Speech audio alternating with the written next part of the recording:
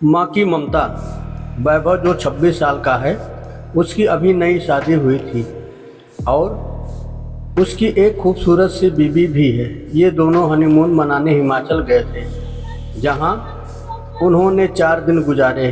अब उनके दिल्ली अपने घर वापस आने का समय हो गया था। दोनों अपनी गाड़ी में बैठ गए और दिल्ली के लिए निकल चल दिए। रात के 11 बज गए थे। अब वो हिमाचल की घाटी को पार करने ही वाले थे कि रोड बिल्कुल सुनसान थी और गाड़ी बिल्कुल तेज़ी से जा रही थी।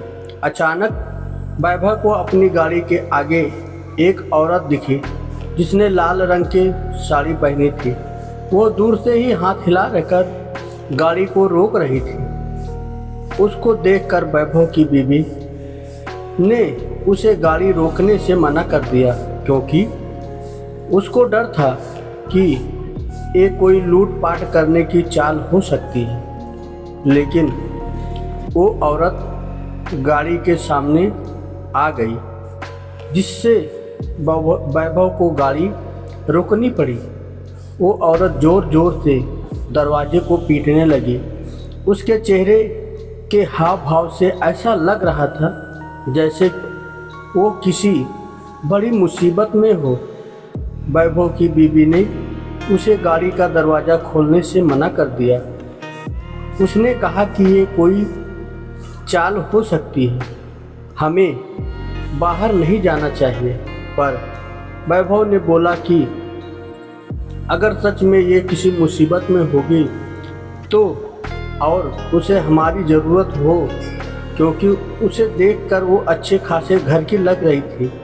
ये बोलते ही वैभव ने गाड़ी का दरवाज़ा खोल दिया और बाहर आ गया। वो औरत घबराते हुए बोली, प्लीज़ मेरी मदद करो। वैभव ने बोला, क्या हुआ?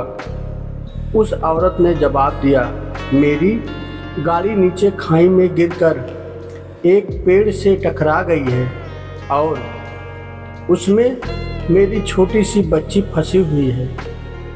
प्लीज़ उसको बाहर निकालो। ये सुनते ही वैभव की बीवी भी बाहर आ गई और तीनों खाई की ओर भागे। उन्होंने देखा कि वो गाड़ी थोड़ी नीचे एक पेड़ से टकराई हुई है। वैभव झट से नीचे की ओर गया और उसने देखा कि पीछे वाली सीट पर एक बच्ची बैठी है जो रो रही है। वैभव ने दरवाज़ा खोलना चाहा, पर वो नहीं खुला। दरवाज़ा अटका हुआ था। उसने बहुत कोशिश की, तब जाकर वो दरवाज़ा खुला। वैभव ने उस लड़की को बाहर निकालकर अपनी गोदी में रख लिया, पर लड़की अभी भी रोए जा रही थी और मम्मी मम्मी कह रही थी।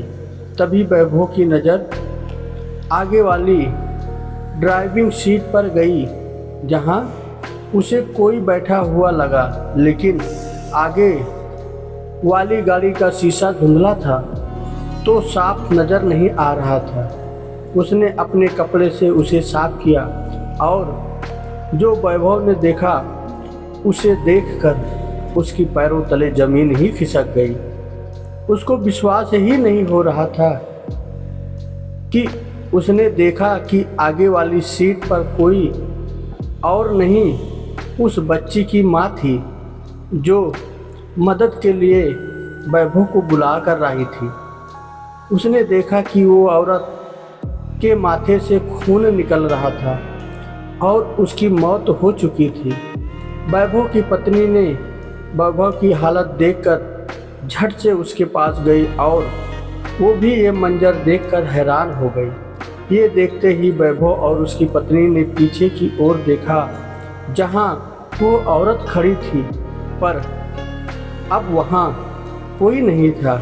दोस्तों, आशा करता हूं कि ये कहानी आपको पसंद आई होगी। अगर आप हमारे चैनल पर नए हैं तो हमारे चैनल को सब्सक्राइब करें और एक प्यारा सा कमेंट करें। नई नई कहानियाँ सुनते रहें। धन्यवाद दोस्तों।